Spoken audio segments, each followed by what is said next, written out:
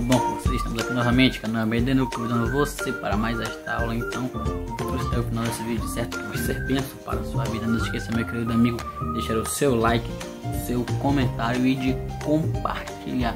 Compartilhe esse vídeo nos grupos do WhatsApp, nas suas redes sociais, para que mais vidas sejam alcançadas pelo poder da palavra de Deus. Gente, quero desde já agradecer a você que tem estado conosco. Vocês são bênçãos em nossas vidas, tá?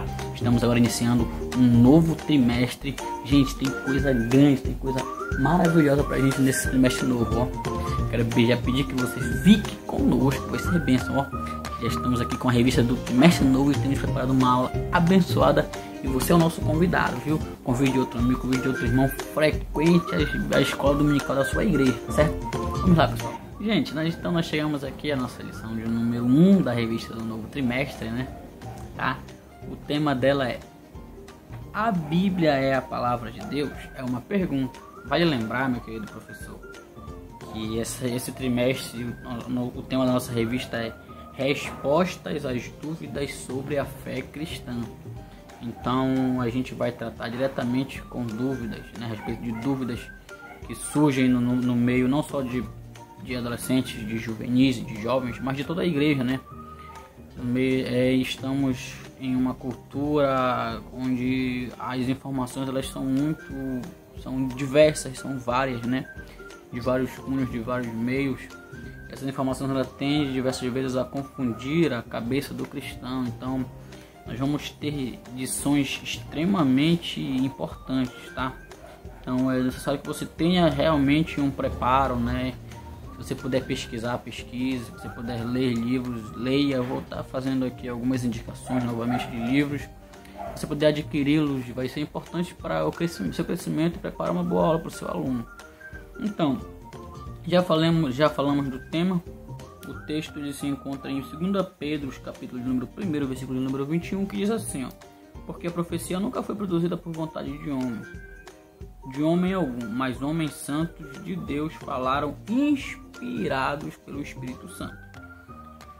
Note que a gente já tem aqui um paralelo bastante grande para comentar sobre essa lição dentro desse versículo, mas daqui a pouco a gente chega nele. A nossa leitura bíblica em classe está no Salmo de número 119, versos de número 1 ao 12. Eu quero que, se você puder, professor, no decorrer dessa semana, puder ler esse salmo todo. É um pouco grande, mas é muito bom.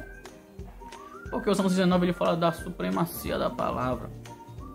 176 versos do início ao fim, falando sobre o sentimento de amor que o salmista ele tinha pela palavra de Deus. Gente, a lição de número hoje vai falar sobre a palavra de Deus. Mas e aí? Será que a Bíblia ela é a palavra de Deus? Por que ela é a palavra de Deus? Como saber que a Bíblia é a palavra de Deus? Ou a Bíblia contém a palavra de Deus, mas não é? Por que a Bíblia é inerrante? Então são perguntas que podem surgir e que aí você já pode estar pensando nelas aí para a gente ir trabalhando no decorrer desta aula. Então quando nós pensamos em geral as diversas dúvidas que podem surgir quando falamos da palavra de Deus, e aí a gente pega aqui filósofos como, por exemplo,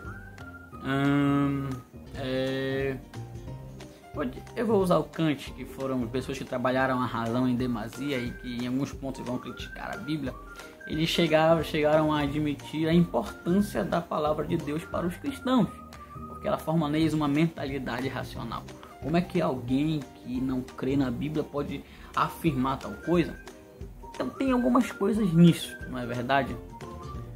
Voltaire, que passou a sua vida negando a palavra de Deus, quando chegou próximo à sua morte, desejou ele estar com a palavra de Deus, porque ele sabia que ela era a palavra de Deus. Então, essas pessoas que foram sábias, que chegaram a afirmar tais coisas, não foram levados simplesmente do nada a afirmar isso. Algumas coisas os levaram. Então, a gente vai ver alguns princípios sobre a questão da bibliologia, né? Sobre a formação da Bíblia, tá certo? Tá certo que... Vamos lá. O tópico 1 diz: conhecendo a biblioteca de Deus.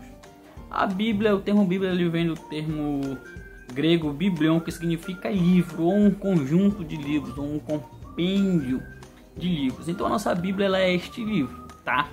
E basicamente ele é dividido em 2 testamentos, o Antigo e o Novo Testamento. No Antigo nós temos que ao todo são 66 livros. O Antigo são 39 livros do Antigo Testamento e do Novo Testamento são 27. Então essa é a divisão básica da Bíblia, né? Antigo e Novo, 37, 39 e 27 livros. Ela foi escrita num período de aproximadamente de 1400 a 1600 anos, por aproximadamente 40 autores. Então você percebe, né, que é um espaço muito distante de tempo e são diversos autores. E aí quando você vai ver, né, você vê que uns eram sábios demais, outros eram leigos demais. Mas o que é interessante nós falarmos da Bíblia é que eles estão sempre falando da mesma pessoa. Que pessoa é essa? Já vamos chegar lá. Ela foi escrita também em 3 idiomas: grego, hebraico e aramaico. Algumas partes somente em aramaico. Ela tem diversos estilos literários, diversos tipos de texto, né? Você vai ver prosa, poesia, você vai ver parábola, você vai ver narrativa, você vai ver figuras. Então você vai ver poesia. Então, são diversos estilos literários, né? Olha só a diversidade da Bíblia. Diversos estilos literários, diversos tipos de autores em diversas épocas diferentes, em diversas culturas diferentes, mas que quando se juntam conseguem falar da mesma coisa, da mesma pessoa. Quem é? Eu vou logo contar. Jesus. Ela fala de Jesus e tem alguém auxiliando diretamente, que é o Espírito Santo, que é o nosso intérprete. Então a Bíblia, ela apresenta a pessoa de Jesus, e o Espírito Santo trabalhando em nós nos faz conhecermos Jesus, de quem de fato ele é, através da sua palavra. Olha só que bênção. E o seu propósito, como Paulo escreve a Timóteo, capítulo de número 3, versículo 15, é tornar-nos sábios para a salvação pela fé em Cristo Jesus. Então a palavra de Deus, ela nos faz sábios e nos salva, e nos redime, e nos resgata. Sejamos gratos por isso.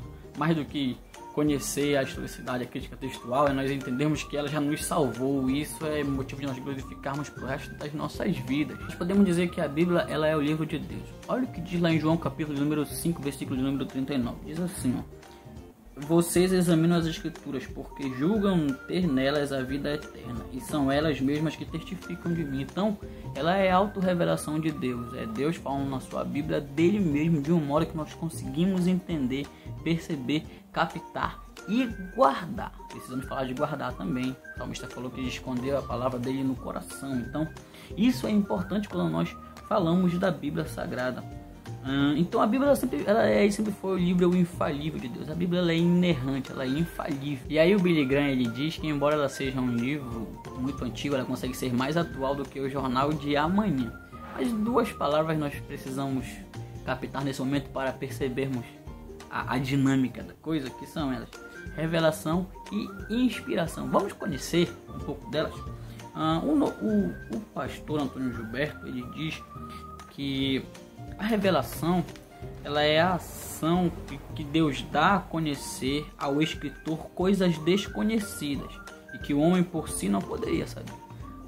O escritor, ele está ali, ele não tem como saber aquilo, ele não tem como saber, por isso que é uma revelação. Então Deus, ele elucidou a mente do escritor e levou que ele entendesse, soubesse daquilo que ele escreveria. Então Deus revelou isso para pessoas simples que não sabiam do que estavam escrevendo, ou que sabiam, mas esse é outro ponto que a gente vai chegar daqui a pouco. E Deus deu uma revelação para eles e eles escreveram da maneira que lhes era favorável, da maneira que estava em volta deles para que eles escrevessem. Até nós já falamos sobre isso em algumas aulas passadas, sobre a questão da cultura. A cultura que eles viviam interferiu bastante na sua escrita, mas o princípio, a revelação, ela veio de Deus. Stanley Orton disse que a revelação é o ato em que Deus faz conhecido algo que era desconhecido. E o John Stott, ele trabalha 3 pontos dessa revelação, que é a natureza da revelação. Deus é visualizado na natureza, a revelação de Deus é visualizada. Na escritura é verbalizada, e em Cristo é tanto uma quanto a outra. Ela é tão visualizada quanto verbalizada. Então Cristo, por isso que Cristo, ele é o Logos, ele é a palavra de Deus. O segundo ponto é a inspiração. Foi Deus quem inspirou a palavra de Deus, nós cremos nisso. Então Deus inspirar propriamente quer dizer soprar. Então Deus, ele soprou a palavra Deus ele soprou o conhecimento, a palavra de Deus, e os autores escreveram. De que forma eles escreveram? Eles usaram o que eles tinham em seu meio para escrever, né? Você vê que alguns escritos são um pouco mais cultos, um pouco mais intelectuais, outros são bem mais simples, como por exemplo Isaías. Era alguém muito versado, muito sábio, escreveu com uma maestria incrível, como o próprio Oséias, que era alguém simples, né? Nós podemos olhar, por exemplo, Marcos e Lucas. Lucas, um grego conhecedor demais, né? Grego, Jesus, não, né? Conhecedor demais, mas que escreve com uma maestria. E Marcos, alguém simples, que escreve para um povo simples. Então, a Bíblia, ela contém essas riquezas, ela tem essas riquezas de textuais, de pessoas versadas, de pessoas simples, mas que ambos escrevem sobre uma coisa que é a revelação de Deus, a sua palavra. E a questão da inspiração se encontra no capítulo número 3 de 2 Timóteo, versículo de número 16, em que Deus ele inspirou, soprou e os autores escreveram da sua maneira que mais estava próximas a ele. Nosso tópico 2 de tem por tema: a Bíblia permanece sempre viva. A Bíblia ela é o livro mais lido, o livro mais vendido, mais traduzido de todos os tempos, né? Mas sempre vão existir pessoas lutando para que isso não continue a acontecer. Existem pessoas querendo desqualificar a Bíblia de todas as maneiras, fazendo leituras superficiais dela, fazendo leituras erradas, utilizando da crítica textual para questionar a sua veracidade. O que seria crítica textual? Nós precisamos entender que a Bíblia, os originais em que a Bíblia foram escritos, eles não conseguiram ter acesso a eles, os pergaminhos originais, mas foram feitas cópias dele no decorrer da história, né? E essas cópias que vão validando ainda mais a veracidade de que eles existiram. Porém, alguém diz que quando eles foram feitas as cópias, eles foram passando de uma linguagem para outra, foram traduzindo algumas coisas de errado, né? E aí tem aqui e ali algumas coisas que eles discordam. Então, por isso eles tentam desqualificar a Bíblia, mas nunca vão conseguir, pois ela é a palavra de Deus. E até essas cópias, elas cada dia mais afirmam a veracidade da Bíblia Sagrada. Então ela sempre vai ser a palavra de Deus. O Voltaire, que nós já mencionamos no início da aula, é um filósofo ateu do século XVII. Ele disse que em 200 anos após ele a Bíblia não existiria mais. Ele enganou-se muito, porque 200 anos após ele a Bíblia continua muito viva. E a casa onde ele morava tornou-se um local de tradução bíblica, né? Então todo mundo que tentou lutar contra a Bíblia, ele não foi bem sucedido, né? Eu digo que não conseguiram vencer, porque a Bíblia está até hoje, né, transformando vidas, nos alcançando vidas a cada dia mais. Então o tema central da Bíblia ele é Jesus. Então Jesus ele é eterno, e a sua Bíblia e a palavra de Deus ela também é eterna. Ela é de geração em geração. Ainda que tentem desqualificá-la, ainda que tentem, né, acabar. A gente bem sabe que existem muitas ideologias hoje desqualificando, tentando invalidar a Bíblia, mas nunca vão conseguir, porque ela é a palavra de Deus, é Deus revelado para nós, e que ninguém vai conseguir acabar com isso. O ponto 3 fala teorias falsas a respeito da inspiração da Bíblia. Falamos que agora há pouco, né, a Bíblia ela é a revelação e a inspiração de Deus. Deus inspirou, Deus soprou. Aí essa dinâmica de sopro, alguns grupos tentam criar algumas teorias, né, para fazer essa leitura, digamos assim, dessa inspiração, de como é que procede. Então nós vamos conhecer 3 princípios. A primeira é a teoria da inspiração natural humana. Então ela diz que homens que eram muito inteligentes, né, utilizaram-se da sua intelectualidade para escrever a Bíblia. Então, sendo assim, não foi Deus que revelou, foi eles que utilizaram da sua inteligência para comentar a respeito, para escrever a Bíblia. Mas se a gente afirma isso, a gente vai dizer que não foi Deus que inspirou. Nós cremos claramente que Deus soprou, Deus inspirou e eles escreveram. Aliás, tem escritos na Bíblia que vão muito além da capacidade do autor. Não estou falando de Deus, né? Do escritor, do copista, de quem escreveu lá, né? Estava muito longe da realidade, estava muito longe do contexto social. Então não tem como isso vir dele mesmo, foi Deus. A segunda teoria é a teoria da inspiração parcial. São pessoas que dizem que eles aceitam que parte da Bíblia foi inspirada por Deus, outra parte não. Isso torna-se uma afronta, porque a Bíblia diz lá em 2 Timóteo 3,16 que toda a escritura ela é inspirada por Deus. Então, Deus inspirou toda a Bíblia, de Gênesis a Apocalipse, nada está fora da inspiração de Deus, tá? Então, essa inspiração parcial, ela é balela, ela não existe. Outro ponto é a teoria do ditado verbal. Essa falsa teoria faz dos escritores verdadeiras máquinas que escreveram sem qualquer noção de mente e raciocínio. Eles dizem que Deus ele tomou assim, sabe, como um êxtase, e eles escreviam sem saber do que eles estavam escrevendo. Não é verdade. Até porque se fosse Deus propriamente escrito, ela seria tão perfeita, né, tão perfeita que não teria como alguém criticar ela hoje. Então, Deus inspirou, mas homens limitados a escreveram, né? Então esse ponto também ele não é válido. E nós chegamos ao nosso tópico de número 4, que é sobre se relacionar com as escrituras. Nós precisamos nos relacionar com a Bíblia. Precisamos ler ela todos os dias. Precisamos meditar ela a todo momento. Estamos vivendo um tempo difícil, cara. Tempo difícil demais. E nós não conseguiremos vencer esses tempos difíceis sem o amparo, sem o auxílio da palavra de Deus. Então você que me ouve, leia a Bíblia. Leia a Bíblia diariamente, leia a Bíblia todos os momentos. O salmista diz que na sua lei medita de dia e de noite. Então nós precisamos ter esse relacionamento de leitura, de meditação da palavra de Deus. Por que nós precisamos ler a palavra de Deus? Nossa leitura ela nos dá um ponto. A sua leitura vai levá-lo ao conhecimento do Deus verdadeiro. Você será conduzido a Jesus Cristo, o verbo vivo, autor e consumador da nossa fé, doador da vida eterna. Leia a Bíblia diariamente, conforme João 6,68. Leia a Bíblia diariamente, pois ela é o único livro que possui toda a verdade revelada por Deus. Em suas páginas não existe mentira ou engano, conforme João 8,32. Leia a Bíblia, porque alguém disse que a Bíblia é o único livro que você lê com o autor do lado. Ele disse que a Bíblia é o livro que nunca morre. E o Thomas Watson disse certa vez que nós temos que ler a Bíblia até que o nosso coração esteja inflamado. Não deixe que a Bíblia somente o inflame, mas que o informe também. Então, nós precisamos ler a Bíblia. Existem pessoas que são levadas por ventos de doutrina, né, por notícias ruins, mas a Bíblia ela nos dá um ponto de equilíbrio entre a nossa realidade e entre o que Deus ele está preparando para nós. Nós precisamos estar em contato lendo a Bíblia. Leia. Gaste tempo com isso. Se eu perguntar quanto tempo que você gasta na Bíblia, você vai ser preocupante a resposta, até mesmo para mim. Perguntar quem já leu a Bíblia toda, talvez você se constrange em responder, mas precisamos ler a Bíblia. No Salmo 119, verso de número 97, o sábio poeta expressa que seu amor pela palavra de Deus não está à venda, nem tampouco desgastado pelo tempo. Declara com entusiasmo, orgulho e convicção: ó, quanto amo a tua lei, é a minha meditação todo dia. Então leia a Bíblia. Leia a Bíblia. Leia a Bíblia. Depois, quando você estiver triste, leia a Bíblia. Estiver alegre, leia a Bíblia. Estiver cansado, leia a Bíblia. Em todos os momentos, Deus ele vai falar com você. Gente, eu quero agradecer a você por essa lição, né? Bem rápida, né? Bem introdutória, bem objetiva. Mas eu quero deixar um pequeno esquema aqui.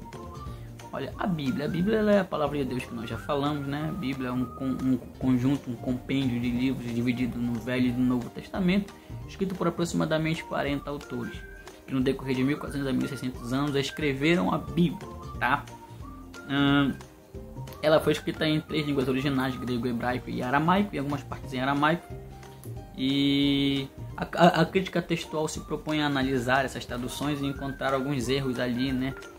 Até porque o texto original nós não temos mais acesso, mas algumas cópias que foram copiadas por copistas, elas estão em constante tempo sendo encontradas e validando assim a veracidade da palavra de Deus. Então ela foi inspirada por Deus de uma maneira soberana, através de 2 pontos: a revelação e a inspiração, que nós já comentamos isso, tá? Então a Bíblia ela é a palavra de Deus, ela não contém a palavra de Deus, ela é a palavra de Deus. Ela é o que é viva e eficaz.